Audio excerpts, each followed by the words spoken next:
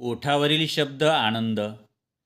त्यावेळी 1 रुपया देऊन भाड्याने चालवलेल्या सायकलचा आनंद आजच्या 1 लाखाच्या बाईकमध्ये नाही. त्यावेळी पाहुण्यांनी हातावर ठेवलेल्या 10 पैशाच्या नाण्याचा आनंद आताच्या 100च्या नोटेत मात्र दिसत नाही. त्यावेळच्या गरम भाकरीवर लावलेल्या तेल मिठासारखी चव आजच्या बर्गर पिझ्झामध्ये दिसत नाही. त्यावेळी शाळेचा नवीन ड्रेस घातल्याचा आनंद आजच्या हजाराच्या जीन्समध्ये मात्र मिळत नाही.